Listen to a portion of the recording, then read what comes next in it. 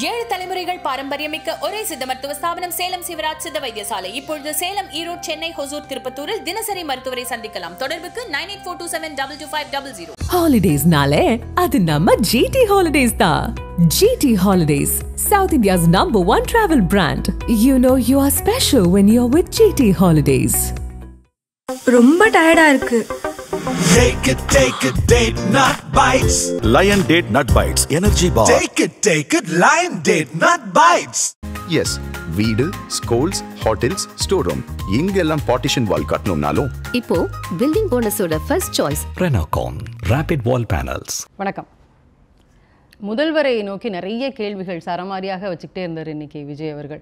உச்சநீதிமன்ற கேள்விகளுக்கெல்லாம் நீங்கள் என்ன சொல்ல போகிறீங்க, சட்டமன்றத்தில் நீங்கள் சொல்கிறீங்க உண்மை நிலையை நாங்கள் தெளிவுபடுத்தணுங்கிறதுக்காகலாம் சொல்கிறீங்க, அதாவது அதிகாரத்தில் இருக்கக்கூடிய ஒரு மமதையில் சிஎம் அவர்கள் இப்படி பண்ணுறாங்களோ, அவங்க அரசியல் பண்ண ஆரம்பிச்சிட்டாங்களோ, அரசியல் பண்ணவே மாட்டேன்னு சொல்லிட்டு அப்படின்லாம் கேள்வி கேட்குறாரு. இதை நீங்கள் எப்படி பார்க்குறீங்க? திரு விஜய் அவர்களுடைய கமெண்ட்ஸ் பொலிட்டிக்கல், அதில் பாலிடிக்ஸ் தான் பண்ணுவாங்க. அவனா அவர் படித்த ஃபேக்ட் எல்லாமே உண்மை தான். அது என்ன, அவர் சுப்ரீம் கோர்ட்டை மேற்கோள் காட்டி தான் பண்ணுறாரு, விச் இஸ் வெரி ரைட். அதில் குழப்பம் இல்லை. நீதிமன்றம் சொன்னது தான். அது நீதிமன்றம் சொல்கிறதுக்கு முன்னாடியே நாம் சொல்லியிருந்தோம் அந்த விஷயங்களை பூரா. அந்த கரூர் ஸ்டாம்பேட் நடந்ததுலேருந்து சிபிஐ விசாரணைக்கு போகும் அப்படிங்கிறதுலேருந்து எல்லாமே நாம் சொன்னது தான். டபுள் நிவாரண நிதி தாவேக்கா கொடுக்கும் அப்படிங்கிறது எல்லாமே நம்ம சொன்னது தான். இன்னும் சொல்லப்போனால் அந்த எஸ்ஐடி எப்படி ஒரு நியாயம் கொடுக்கும் அப்படிங்கிறதும், அண்டு சிறப்பு ஒரு நபர் ஆணையம் எப்படி நேர்மையாக விசாரணை நடத்தும் அப்படி இந்த எல்லா கேள்விகளுமே நாம் எழுப்பினது, எல்லா கேள்வியிலுமே நீதிமன்றம் எழுப்பியது அதே விஷயங்களை தான் திரு விஜயம் சொன்னார்.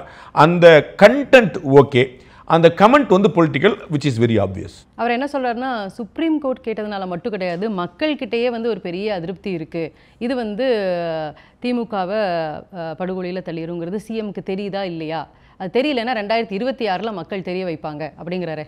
ஆன்டி இன்கம்பன்சி இருக்குதுங்கிறது நிஜம், அதில் குழப்பம் இல்லை. திமுகவுக்கு நான் இதுவரைக்கும் காணாத ஒரு பெரிய 2006-11 அப்படி இருந்துச்சு. அதுக்கு பிறகு இப்போ தான் பெரிய ஆன்டி இன்கம்பன்சி இருக்குது, அது உண்மை தான்.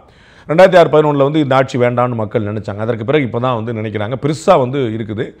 அதை யார் அப்போ ஆல்டர்னேட்டிவ் அப்படிங்கிறது தான் அந்த குழப்பம் இருக்குது. அதில் தான் அட்வான்டேஜ் திரும்ப அவங்கள்ட்ட போய் நிற்குது. டிஎம்கே வேண்டாம் என்று பெரும்பான்மை மக்கள் விரும்புகிறார்கள். ஆனால் இப்போ யாருக்கு அப்படிங்கும்போது சீமான், விஜய், ஏடிஎம்கே அலையன்ஸ்னு மூன்றாக பிரியும் போது திரும்ப அது டிஎம்கேக்கான ஒரு வாய்ப்பாக நிற்கிறதே தவிர ஆன்டி இன்கம்பன்சி ஸ்ட்ராங்காக இருக்குங்கிறது உண்மைதான். ஆனால் அது 2026 மெட்டீரியலைஸ் ஆகி டிஎம்கே ஆட்சி இல்லாமல் இருக்கணும்னு திரு விஜய் உண்மையிலே விரும்பினா. விஜயோட தொண்டர்கள் விரும்ப ஆரம்பிச்சிட்டாங்க, நிர்வாகிகள் விரும்ப ஆரம்பிச்சிட்டாங்க, தலைமை கழகத்தில் இருக்கக்கூடிய சிலர் விரும்புறதில்ல. திரு விஜய் அவர்களுடைய என்ன ஓட்டம் என்னன்னு நமக்கு தெரியல. அப்போ உண்மையிலே அவர் விரும்பினார்னா அதிமுக பாஜக அலையன்ஸில் சேர்றதான் அவருக்கு சேஃபு, அவர் நினைச்சது நடக்கக்கூடிய வாய்ப்பு உண்டு. அப்படி இல்லாட்டா அது நினைக்கிறது, அது திமுக ஆட்சி வரவிடாமல் தடுக்கிறங்கிறது அவ்வளோ சுலபம் இல்லை. நான் ஏற்கனவே சொன்னது போல் அதிமுக இல்லாத ஒரு ஆட்சி அமையாது, திமுக கூட்டணி உடையாமல் ஆட்சி அமையாது. இந்த ரெண்டுக்குமான ஸ்பேஸுமே இருக்குது. ரொம்ப முன்னாடி சொன்னது அதில் மாற்றம்லாம். திரு அப்போ விஜய் அவர் ஆட்சியை பிடிக்கும்னு நினச்சாருன்னா அவர் அதிமுக கூட்டணியில் சேர்ந்தா தான் கிடைக்கும்.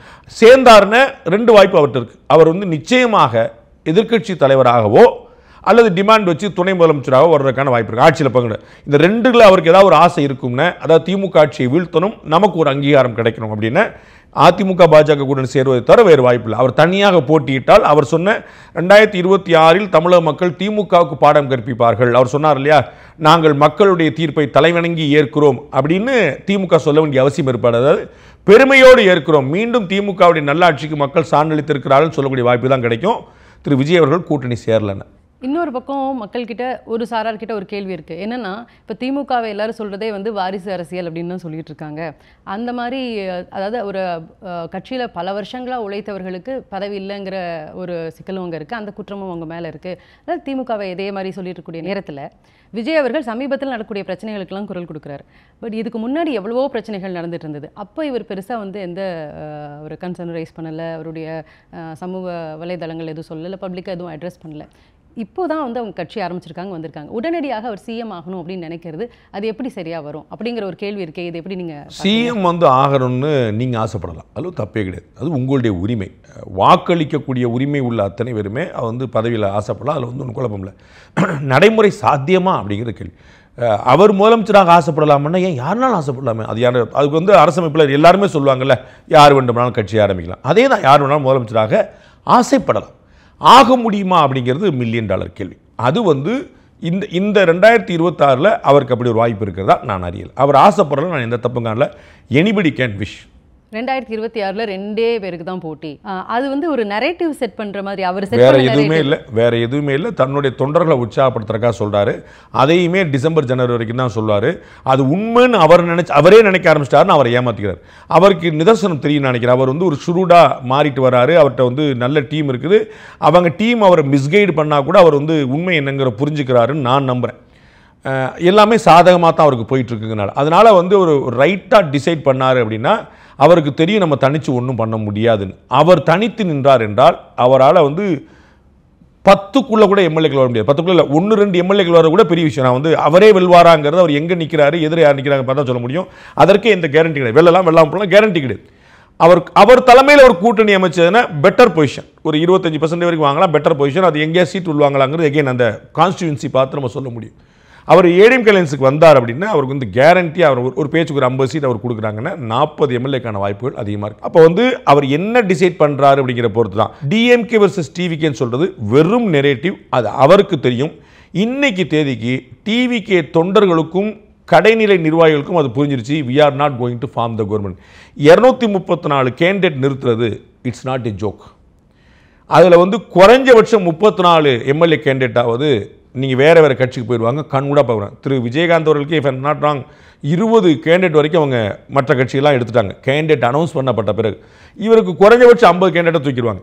ஒரு பேச்சுக்கு ஒரு டிவிகேவுடைய கேண்டிடேட்டுக்கு ஒருத்தருக்கு வந்து ஒரு 2 கோடி ரூபா கொடுக்குறீங்க அப்படின்னா அவர்களில் பெரும்பாலான கேண்டிடேட்ஸ் ஒரு 234 நிப்பாட்டுறாருன்னா ஒரு 100 பேராது அந்த 2 கோடி ரூபாய்க்கு எத்தனை சைவர்னு பார்த்துருக்க மாட்டாங்க.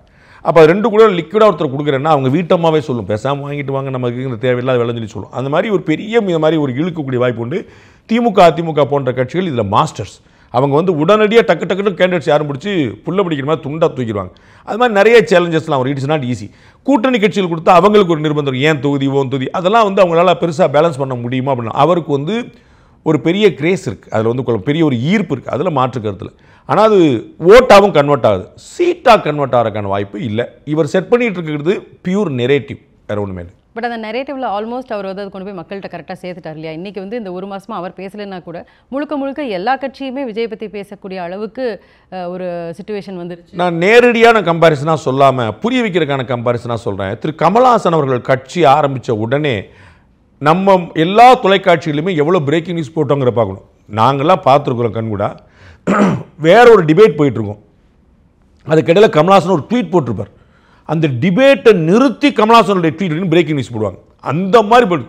இப்போ திரு கமல்ஹாசனுடைய ஸ்டேட்மெண்ட்ஸ்லாம் என்ன ஆகுது அப்படின்னு யோசிக்கணும் தெரியும். ஸோ நான் எப்பயுமே அந்த ஈர்ப்பு என்பது வேறு, அது ஓட்டாக கன்வெர்ட் ஆமாங்கிற வேறு. அது திரு கமல்ஹாசனே சொல்லியிருக்கிறார். கூட்டம் எல்லாம் ஓட்டாகாது அப்படின்னு நிறைய பேர் பார்த்துட்டாங்க. அதில் லேட்டஸ்ட் அனுபவசாலி திரு கமல்ஹாசன். விஜயோட பேச்சு அப்படின்னு பார்க்கும்போது வழக்கமாக அவருடைய அந்த பொதுக்குழுவில் அந்த பொதுக்கூட்டங்கள்லாம் பேசக்கூடிய ஒரு உற்சாகம் அல்லது தொண்டர்களுக்கு உற்சாகம் தரக்கூடிய சில விஷயங்கள்லாம் பேசுவார். அந்த மாதிரி இல்லாமல் இன்றைக்கி டு த பாயிண்ட் ரொம்ப ஒரு சட்டிலாக ரொம்ப ஒரு உணர்வோட டு த பாயிண்ட் நிறைய விஷயங்களை அட்ரஸ் பண்ணி பேசினார். கொஞ்சம் மெச்சூரிட்டி தெரியுது அவருடைய பேச்சில் அப்படின்னு ஒரு கருத்து இருக்குது. நீங்கள் எப்படி பார்க்குறீங்க? மெச்சூரிட்டி தெரியுது அப்படிங்கிற கமெண்ட் வந்து ஆமா இல்லைன்னு எப்படி சொன்னாலும் அது வேறையாக இருக்கும். பட் நான் என்ன சொல்லேன்னா ஐ டோன்ட் சி எனி டிஃப்ரென்ஸ்னு சொல்லுவேன். ஐ டோன்ட் சி எனி டிஃப்ரென்ஸ்னு சொல்லுவேன். இதற்கு முன்னாடி என்ன பேசினாரோ அதே தான், அதே டோன் தான், அதே தான். ஒரு எல்லல், ஒரு துள்ளல், ஒரு ஜாலி ஒன்று எக்ஸ்ட்ரா இருக்கும். அது கொஞ்சம் செட்டில் ஆகிருக்கு, அவ்வளோதான். அது வந்து ஸோ அதனால் வந்து அவர் ரொம்ப அந்த பேச்சிலே நீங்கள் பார்த்தீங்கன்னா அதை தமிழ்நாட்டு மக்கள் பூரா அப்படி பார்த்துட்டு இருந்தாங்க. இதெல்லாம் ஆக்ஷன் சரிங்களா? இதெல்லாம் வந்து ஒரு ட்ராமா தான். அது அப்போ அவங்க எதிர இருக்கிறவங்க பார்த்தீங்கன்னா எல்லாமே மாவட்ட செயலாளர்கள், பொதுக்குழு உறுப்பினர்கள், செயற்குழு உறுப்பினர்கள், தலைமை கழக நிர்வாகிகள் எல்லாருமே இருந்தாலும் ஆஃப்டர் ஆல் எல்லாருமே ரசிகர்கள். ஸோ அவங்கெல்லாம் வந்து அடுத்ததாக தளபதி பேசுவார்னா கிளாப்ஸு, என் உயிரினும் மேலான அப்படின்னு சொல்லும்போது கிளாப்ஸு அப்படின்னு வந்து அது எல்லாமே வந்து அந்த இடம் தான். அது வந்து அந்த ஃபேன் மூமெண்ட்டு தான். ஸோ அவர் வந்து டிவிகேக்கும் டிஎம்கேக்கும் தான் போட்டிங்கிறதுல இருந்து எல்லாமே ஒரு விஷயம் கூட I don't see anything new in that. And அவர் பேசின விதத்துலையும் நான் எதுவும் புதுசாக பார்க்கல. எல்லாமே பழச சொன்ன மாதிரி அந்த கரூர் கூட்டம் வரைக்கும் அவர் பேசும்போது வந்து ஒரு துள்ளல் இருந்தது. பாட்டிலுக்கு 10 ரூபா அப்படிலாம் சொல்லிட்டு அந்த துள்ளலை வந்து அவர் குறைச்சிருக்கிறார், அவ்வளோதான். அது வந்து அடுத்தடுத்த கூட்டங்களில் வந்துருங்கிறதுக்கான சிக்னல்ஸ் வந்து இந்த பொதுக்குழு கூட்டத்திலே வந்துருச்சு. அவர் வந்து ஹீ இஸ் பேக், அதுதான் பாயிண்ட். ஒரு 12 தீர்மானங்கள் இன்றைக்கி வந்து நிறைவேற்றியிருக்காங்க. அது கரூர் சம்பவத்தில் உயிரிழந்தவர்களுடைய இரங்கலில் ஆரம்பித்து ராம்சர் அந்த சதுப்பு நிலங்கள் அதுக்கு தனியார் அனுமதி கொடுத்ததை வந்து திரும்ப வாங்கணுங்கிறதுல இருந்து அடுக்கடுக்காக 12 தீர்மானங்கள். அதை பற்றி உங்களுடைய கருத்து என்ன? 12 தீர்மானங்களில் வந்து சில விஷயங்கள் சம்பிரதாயம் கடமை. அதாவது அதிமுக திமுக எந்த கட்சி வந்து பொதுக்குழு கூட்டம் செயற்குழு கூட்டம் இதெல்லாம் செய்யணும்னு ஒரு கடமை இருக்குது. அதில் லேட்டஸ்ட்டாக என்ன வந்திருக்குங்கிற பார்த்துட்டு இந்த கோவையில் பெண் பாலியல் வன்முறைக்குள்ளாக்கப்பட்டாங்க அப்படின்னு லேட்டஸ்ட்டாக சேர்த்துருவாங்க. மற்றபடி வந்து இலங்கை மீனவர்கள் வந்து பண்ணப்பட்டாங்க, அந்த எஸ்ஐஆர் ஒன்றிய அரசு, இது எல்லாமே அப்படி ஸ்டாண்டர்டாக இருக்குது. இதில் சில விஷயங்கள் சம்பிரதாயம், சில விஷயங்கள் உண்மையான குரல், சில விஷயங்களில் புரிதலே கிடையாது அப்படின்னு நம்ம சொல்கிறோம். நம்ம வந்து தமிழக மீனவர்கள் இலங்கை மீனவர்கள் இலங்கையால் சிறைப்பிடிக்கப்படுறாங்க அப்படிங்கிற நம்ம பார்த்துருக்கோம். இது வந்து புதுசு கிடையாது. நான் ஏற்கனவே ஒரு நாகப்பட்டினத்தில் பேசும்போது நம்ம சேனல்லே நான் சொல்லியிருக்கிறேன். நாகப்பட்டினத்தில் பேசும்போது 2011 நான் வந்து இதே நாகப்பட்டினத்தில் பேசியிருக்கிறேன் அப்படின்னு சொல்லி சொன்னார். 2014 அப்புறம் ஏன் பேசலை அப்படின்னு சொல்லுவாரான்னு கேட்டேன். 2011 காங்கிரஸ் டிஎம்கே கூட்டணி அரசு சென்ட்ரல் கவர்மெண்ட்ல இருந்தபோது மீனவர்கள் சுட்டுக் கொல்லப்பட்டு கொண்டிருந்தார்கள். மோர் தென் 600 ஃபிஷர்மேன். 2014 இன்னைக்கு பேசுகிற 2025 நவம்பர் வரைக்கும் ஒரு மீனவர் தான் கொல்லப்பட்டிருக்கார். ஒரு மீனவரும் கொல்லப்படக்கூடாதுங்கிற. ஆனால் ஜஸ்ட் இமேஜின் 600 மீனவர்கள் கொல்லப்பட்ட இடத்துல 11 வருஷத்தில் ஒரு மீனவர் கொல்லப்பட்டிருக்கா அப்படிங்கும்போது யார் தமிழ் மீனவர்களுக்கு ஆதரவாக இருக்கிறார் அப்படிங்கிற யார் உறுதியான நிலைப்பாடு எடுத்துருக்காங்க. பட் இது அண்டை நாடு சம்பந்தப்பட்ட மேட்டர் அப்படிங்கிறனால ஒரு லெவலுக்கு மேலே வந்து நெருக்கடி கொடுக்க முடியாத நிலைமை. அவங்க வந்து எப்போனாலும் அப்போ நான் சைனா கூட போகிறேன் அப்படின்னு சொல்லி சொல்லக்கூடிய ஆபத்து. அதனால் ஒரு நம்ம ரெண்டு பேலன்சிங் ஆட் பண்ண முடியும். எஸ்ஐஆர் பற்றி அவருக்கு எந்த புரிதலும் இல்லைன்னு ரொம்ப தெளிவாக இருக்கும். இன்றைக்கி அவர் வந்து பீகாரை காட்டி சொல்கிறார். பீகாரில் நம்ம உதாரணம் பார்த்துருக்கோம். பீகாரில் தேர்தல் நடந்துகிட்டு இருக்கு, போலிங் நடக்க போகுது. இவர் பேசிக்கிட்டு இருக்க தருணத்தில் ஒரு கம்ப்ளைண்ட் கிடையாது. முன்னாடி கேஸ் போட்டாங்க, சுப்ரீம் கோர்ட் தடை பண்ணல, எல்லாமே டிரான்ஸ்பராக நடந்துட்டு இருக்கு. 65 லட்சம் பேர் தூக்குனாங்கன்னு சொல்லி சொன்னாங்க. அதில் 22 லட்சம் பேர் இறந்தவர்கள். என்ன பண்ணணும் இவங்க சொல்கிறாங்கன்னு கேட்கணும். ராகுல் காந்தி நம்ம பேசிட்டு தருணத்தை கொடுத்திருந்த இன்னொரு பேட்டி ஹரியானா மையப்படுத்தி கொடுத்துருக்காரு. அதில் வரைக்கும் சொல்கிறாரு 1 லட்சம் பேர் அங்கே இருக்காங்க, 3 லட்சம் பேர் இங்கே இல்லை, ஒரே வீட்டில். அப்போ என்ன அர்த்தம்? எஸ்ஐஆர் தேவைன்னு தானே அர்த்தம். இன்னைக்கு நம்ம பேசிட்டு இருக்க தருணத்தில் திரு ராகுல் காந்தி பேட்டி கொடுக்குறாரு. ஹரியானாவில் 0 முகவரியில் இத்தனை ஆயிரம் பேர் இருக்கிறாங்க, ஒரே வீட்டு அட்ரஸில் 500 பேர் இருக்கிறாங்க. அப்படின்னா என்ன புரியுது? தப்பு தப்பாக நிறைய நடந்ததுன்னு சொல்றாரு. நம்ம ஆமாந்தோம். அப்போ என்ன செய்யணும்? அதற்கு தானே இந்த ஸ்பெஷல் இன்டென்ஷன் ரிவிஷன், அதற்கு தான் அந்த சிறப்பு தீவிர திருத்தம். அப்போ அவர்களுடைய கூட்டணி, அவர்களுடைய கட்சி, இவர் சார்ந்திருக்கக்கூடிய இவர் ஐடியாலஜியில் காங்கிரஸ் வருவான்னு எதிர்பார்க்கக்கூடிய அந்த காங்கிரஸ் கட்சியுடைய மூத்த தலைவர் திரு ராகுல் காந்தி சொல்கிறார் இந்த மாதிரி நிறைய கோளாறுகள். அப்போ அதான் எஸ்ஐஆர் வேணுங்கிறான் அர்த்தம். வீடு பூரா குப்பையாக இருக்குன்னா என்ன அர்த்தம்? பெருக்கணும்னு அர்த்தம். ஒருத்தர் பெருக்கணும்னு கிளம்புற, ஏன் நீ இப்போ பெருக்க வர்ற? ஏன் நீ விளக்குமாறு வச்சிருக்கிற? ஏன் சாயந்தரம் 6 மணிக்கு வந்த வீடு குப்பையாக இருக்கு பிறகு ஆஸ் சிம்பிள் as. அப்போ அவருக்கு அந்த புரிதல் இல்லைங்கிற பார்க்குறோம். நம்ம ஏற்கனவே சிஏஏ போல என்ஆர்சி போல எல்லாரும் குற்றம் சாட்டி கொண்டே இருந்தார்கள், வேறு எதுவுமே கிடையாது. ஒன்றிய அரசு எல்லாத்துக்கும் ஒரு குற்றம் சாட்டுறத தவிர ஐ டோன்ட் சி எனிதிங். அவருக்கு வந்து வேறு ஏதாவது ஒரு புதுசாக ஒரு புரிதல் ஏற்பட்டுச்சு, கொள்கையில் தெளிவு ஏற்பட்டுச்சுங்கிறதுல இதெல்லாம் சம்பிரதாயம், இதை நம்ம செஞ்சாகணும் அப்படின்னு சொல்லி அதை தவிர நான் வேறு எதுவும் பார்க்க. அதாவது அவங்க சொல்லியிருக்கிறாங்க அந்த 12வது தீர்மானமாக வந்து கூட்டணி பற்றின முடிவெடுக்கக்கூடியது வந்து தலைவருக்கு தான் உண்டு அப்படிங்கிற அந்த தீர்மானமும் நிறைவேற்றிருக்காங்க. அதை எப்படி நீங்கள் பார்க்குறீங்க? கூட்டணிக்கான தீர்மானம்ங்கிற வார்த்தை ரொம்ப கவனமாக பயன்படுத்தப்பட்டிருக்கு. அவர் பேசும்போதும் அதற்கு முன்னாடி ஆதவர்ஜுனா உள்ளிட்டவர் பேசும்போதும் திரு விஜய் தலைமையில் தாவேகா தலைமையில் தான் அப்படிங்கிறது தான் அவங்க சென்ஸாக வச்சுருக்காங்க. ஸோ நமக்கு வந்து நீங்கள் ஊடகங்கள் எல்லாம் என்ன எடுத்துக்கூடிய வாய்ப்பு இருக்குன்னா கூட்டணிக்கு தயாராகிட்டாரு, அப்போ அது வந்து அதிமுக பாஜகவா அப்படின்னு அடுத்த கேள்வி வரலாம். கூட்டணிக்கு தயாராகிட்டேன் அப்படிங்கிறத அவர் கட்சி ஆரம்பித்து அன்னைக்கே சொல்லிட்டார். கட்சியுடைய பொதுக்குழுவை விக்கிரவாண்டியில் கூட்டின போதே அவர் சொல்லிட்டார் நாங்கள் கூட்டணி நம்மளை நம்பி வருவாங்க இல்லையா அவங்க அப்படின்னு. கூட்டணி அவர் தலைமையில், தாவேகா தலைமையில்ங்கிறது அவர் டே 1லே ரெடி ஆகிட்டார். இன்னைக்கு ரெடியான விஷயம் இல்லை. இப்போ சொல்லியிருக்கிறது ரொம்ப கேர்ஃபுல்லி கிராஃப்டட் வேர்ட்ஸ். கூட்டணி பற்றி அவர் முடிவெடுப்பார் அப்படின்னு. அப்போ இவர் தலைமையில் கூட்டணியா, இவர் இன்னொரு தலைமையில் கூட்டணி சேர்றதா அப்படிங்கிற பற்றி சொல்லலை. ஆனால் இவர் பேசிய பேச்சுக்களும் திரு ஆதவர்ஜுனா உள்ளிட்ட மற்றவர்கள் பேசிய பேச்சுக்களும் தாவேகா தலைமையில் கூட்டணி அப்படிங்கிறது தான் முன்னிறுத்துகின்றன. என்னுடைய அடிஷனல் பாயிண்ட், நீங்கள் அனைவரும் அது கேள்வி வச்சிருப்பீங்க, பட் நான் இப்போ இந்த பொருந்துங்கிறனால சொல்ல வரேன். 2026 சட்டமன்ற தேர்தலுக்கு தாவேகா தலைமையில் ஒரு கூட்டணி அமைஞ்சது அப்படின்னா திமுக தான் ஆள் வரணும். இங்கிருந்து உங்களுக்கு திரு ஓபிஎஸ் திரு டிடிவி போன்றவர்கள் அங்கே போகலாம். அப்படி ஒரு கூட்டணி அமைஞ்சது அப்படின்னா தமிழக வரலாறு காணாத மும்முனை போட்டி அமை. இதற்கு முன்னாடி தமிழக வரலாறு காணாத மும்முனை போட்டி அமை. ஆனால் அப்போ அட்வான்டேஜ் ஏடிஎம்கேவாக இருக்கும். அவர் தலைமையில் கூட்டணியே அமையல, அவர் தனியாகவே போட்டியிடுகிறார், மற்றவங்களாம் அப்படி இப்படி இருக்கிறாங்க அப்படின்னா அட்வான்டேஜ் ஏடிஎம்கே பிஜேபியாக இருக்கும். அவர் ஏடிஎம்கே கூட சேர்ந்துட்டார் அப்படின்னா 200 சீட்டு கேரண்டியாக இருக்கும். இதுதான் இன்னைக்கு நிலைமை. அவர் தனியாக நின்னார்னா டிஎம்கேக்கான ஸ்பேஸும் இருக்குது. அது வந்து ஒரு மைனாரிட்டி கவர்மெண்ட்டாக யார் பக்கம் இல்லாமல் இருக்குது. தனியாக நிற்கிறார் அப்படின்னா ஏடிஎம்கே அட்வான்டேஜ் இருக்கலாம், டிஎம்கே அட்வான்டேஜ் இருக்கலாம். இப்போ திரு இபிஎஸ் அவர்கள் கூட இன்றைக்கி அவங்களுடைய கூட்டத்தில் சொல்லியிருக்கிறாரு, நீங்கள் யாரும் கூட்டணியை பற்றி எங்கேயும் பேசணும்னா ஒரி பண்ண வேண்டியதில்லை, நாங்கள் பார்த்துக்குறோம் அப்படின்னு சொல்லியிருக்கிறாரு. இப்போ ஒரு பக்கம் இவர் தலைமை கூட்டணியை முடிவு பண்ணும் அப்படிங்கிறதுக்கும் இபிஎஸ் வந்து கூட்டணியை பற்றி நீங்கள் வேறு யாரும் ஒரி பண்ண வேண்டாம்னு சொன்னதுக்கும் ஏதாவது சம்மந்தம் உண்டா? பிஜேபி அலையன்ஸு கூட, அதாவது பிஜேபி இடையும் கூட திரு விஜய் சேர்ந்தாருன்னா அவருக்கு நல்லது, இது என்னுடைய எண்ணம். பட் சேருவாரான்னு என்னால் உத்தரவாதம் சொல்ல முடியல இன்றைக்கி இருக்கிற நிலைமை பார்த்து. இப்போ அவர் சொல்லிட்டு இருக்கிறது எல்லாமே டிஎம்கே வர்சஸ் டிவிகே அப்படிங்கிற உட்பட எல்லாம் சொல்கிறது, நம்ம தலைமையில் கூட்டணி சொல்கிறது எல்லாமே தொண்டர்களை உற்சாகப்படுத்துவதற்கும் நாளைக்கு அலைன்ஸ் வச்சா நம்மளுடைய ஷேர் வந்து லைன் ஷேராக இருக்கணும் அப்படிங்கிறதுக்கான ஒரு முயற்சி நினைக்கிறேன். கூட்டணி சேரலை அப்படின்னா என்னுடைய கருத்தில் மாற்றம் இல்லை. அவர் எதிர்க்கட்சி தலைவராகவே ஆக முடியாது, முதலமைச்சர் ஆகிற பற்றி பேச்சே கிடையாது. ஸோ அவர் வந்து ஏடிஎம்கே அலைன்ஸுக்கான ஒரு ஸ்பாய்லராகவும் டிஎம்கேக்கான ஒரு கிங் மேக்கராகவும் இருந்து திரும்ப டிஎம்கே கொண்டு வரக்கு உதவுறதுக்கான வாய்ப்பை தவிர I don't see any other choices. அவர் தலைமையில் ஒரு கூட்டணி அமைஞ்சிருச்சு அப்படின்னா நான் ஏற்கனவே சொன்ன வரலாறு காணாத ஒரு மும்முனை போட்டியாக இருக்கும், டஃப் காம்படிஷனாக இருக்கும், ஏடிஎம்கே அட்வான்டேஜாக மாறலாம். அவர் ஏடிஎம்கே பிஜேபி கூட சேர்றது தான் அவருக்கு வந்து இதுவரைக்கும் எந்த எதிர்க்கட்சியும் பெறாது. நான் ஏற்கனவே பலமுறை சொன்னது போல திரு விஜயகாந்த் அவர்கள் 2011 பெற்ற சீட்டையும் ஓட்டையும் விட கூட பெறுவதற்கான வாய்ப்புகள் கிடைக்கும். ஏடிஎம்கே பிஜேபி அலைன்ஸ் ஏற்கனவே இருக்குது, அவங்களுக்கு ஒரு அட்வான்டேஜ் இருக்குது. அந்த லைன்ஸில் இவரும் சேரார் அப்படிங்கும்போது டிஎம்கே வேண்டாம்னு நினச்சா இன்னைக்கு தேதியில் 3 வாய்ப்புகள் இருக்குது. ஏடிஎம்கே அலைன்ஸ் ஒரு வாய்ப்பு, டிவிகே ஒரு வாய்ப்பு, என்டிகே ஒரு வாய்ப்பு. அப்போ டிவிகேவும் ஏடிஎம்கே பிஜேபியும் சேர்ந்துட்டாங்க அப்படின்னா 2 வாய்ப்பு தான் இருக்கும். ஏடிஎம்கே அலைன்ஸாக திரு சீமானா, ஆப்வியஸாக நீங்களே ஒப்புக்குவீங்க திரு சீமான் அவர்களை விட இந்த ஏடிஎம்கே அலைன்ஸ் ரொம்ப ஸ்ட்ராங்கானதாக இருக்கும். அதுதான் நிஜம், அது அவருக்கு தெரியும். ஆனாலும் டிசம்பர் ஜனவரிக்கு முன்னாடி அவர் முடிவெடுக்க மாட்டார்னு நான் இன்னமும் நம்புகிறேன். திரு ஆதவ அர்ஜுனா பேசும்போது சொன்னார் 26% நம்ம ரீச் பண்ணிட்டோம் அப்படின்னு சொல்கிறாரு. அது எப்படி நீங்கள் பார்க்குறீங்க? 26% அவர் வந்து இன்னமும் சொல்லுவார். நாங்கள் ஒரு சர்வே எடுத்தோம், அதில் வந்து ஒரு 2 டைம் நாங்கள் எடுத்த சர்வேல 3 மந்த்ஸ் கேப்பில் 2 டைம் எடுத்த போது 20% ரீச் ஆச்சு. ஸோ ஃபஸ்ட் டைம் நான் சர்வே எடுத்த போது நான் 20ங்கிற நான் ஒத்துக்கலன்னு நான் சொன்னேன். நாங்கள் எடுத்த சர்வேவை ஆன் ஏரில் நானே I disown my survey in this particular point அப்படின்னு நான் சொன்னேன். ஏன்னா அவங்களுக்கு ஒரு 10-12% வருமே தவிர 20 வரும் நான் நினைக்கலன்னு சொன்னேன். பட் செகண்ட் டைம் அதே நம்பர் வேறு சாம்பிள் வேறு டே பண்ணும்போது, அது even after the Karur stampede அதே நம்பர் வரும்போது நான் வந்து அதை ஏற்கத்தான் வேண்டியிருக்கு. ஆனால் இந்த 20 அப்படிங்கிறது பெர்சன்டேஜாகவும் ஓட்டாகவும் கன்வெர்ட் ஆகுமானலாம் சொல்ல முடியாது. It shows the trend. அவருக்கு ஓட்டு கூடிக்கிட்டே இருக்குது. People are talking about Vijay, people are expecting Vijay, people are seeing Vijay அப்படிங்கிறது அதுதான் அங்கே காட்டுதே தவிர அதனால அவருக்கு 20% ஓட்டுன்னு சொல்ல முடியாது. அவர்களே 26 சொல்கிறாங்க. ஓகே, அப்போ 26 நிஜம்னு வச்சுக்கணும். ஒரு பேச்சு 26 வச்சு இந்தியாவில் யாரும் ஆட்சி அமைச்சது கிடையாது. இது நம்ம ஃபஸ்ட்டு புரிஞ்சுக்கணும். 1 35 கீழே யாராலும் ஆட்சி அமைக்க முடியாது. ஒரு அட்லீஸ்ட் 35 இருந்தால் தான் பண்ண முடியும். இப்போ ஏற்கனவே கிட்டத்தட்ட ஒரு 40% ஏடிஎம்கே அலைன்ஸ் வச்சிருக்கிறாங்க, 30% இவங்க வச்சிருக்கிறாங்க. அப்போ மிச்சம் இருக்கிறது தான் எல்லாருக்கும். டிவிகேக்கு வந்து நாம் தமிழருக்கு வந்து இப்போ ஒரு மினிமம் கேரண்டியாக ஒர்ஸ்ட் பெர்ஃபார்மன்ஸ்லேயே ஒரு 5% கேரண்டி ஆகும். அப்போ அவருக்கு எங்கே மிச்சம் இருக்குன்னு நம்ம பார்க்கணும். புரியுங்களா? ஸோ வந்து ஆட்சி அமைக்கிறதுக்கான எந்த ஸ்பேஸுமே கிடையாது. அவர்கள் சொன்னதே உண்மை என்றாலும் கூட அவங்க கூட ஏதாவது அலையன்ஸ்லாம் வந்துச்சு அப்படின்னா அந்த நம்பர் வரலாம்.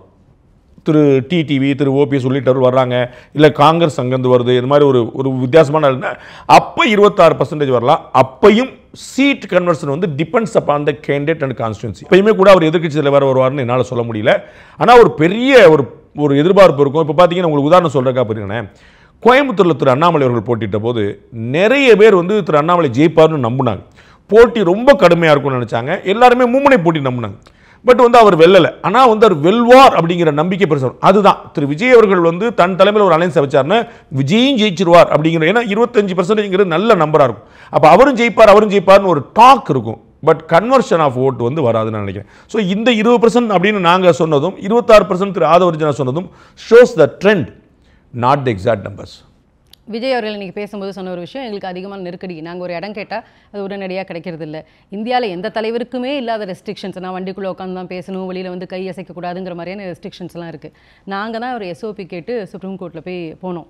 ஆனால் நாளைக்கு வந்து எல்லா கட்சியும் கூட்டம் பண்ணுறாங்க அந்த எஸ்ஓபி பொறுத்து. பட் எங்களை கூப்பிடவே இல்லை, கேட்டால் ரெக்கக்னைஸ் ஆகாத கட்சி இல்லை அப்படின்னு சொல்கிறாங்க அப்படின்னு விஜய் கேட்குறாரு. நீங்கள் எப்படி பார்க்குறீங்க? நம்ம வந்து தேர்தல் ஆணையம் நடத்துறது, தமிழக அரசு நடத்துறது, ஒரு கட்சி நடத்துறது அப்படின்னு யார் கூட்டுறா இந்த கட்சி கூட்டத்தை அப்படின்னு பார்க்கணும். தேர்தல் ஆணையம் வந்து அங்கீகரிக்கப்பட்ட கட்சிகளை மட்டும்தான் கூப்பிடும். இது தமிழக அரசு நடத்துகிற கூட்டம். அப்போ வந்து அவங்க டாக்டிக்கலாக என்ன பண்ணிக்கிட்டாங்க ஒரு வார்த்தைன்னா, அங்கீகாரம் பெற்ற கட்சிகள் ப்ளஸ் சட்டமன்றத்தில் உறுப்பினர் இருக்கிற கட்சிகள்னு சொல்லியிருக்காங்க. இப்போ மதிமுகவுடைய பொதுச்செயலாளர் திரு வைகோ அங்கே போய் நிற்கிறாருன்னு வச்சுக்கோங்க. அப்போ சட்டமன்றத்தில் அவங்களுக்கு எம்எல்ஏக்கள் இருக்கிறாங்க.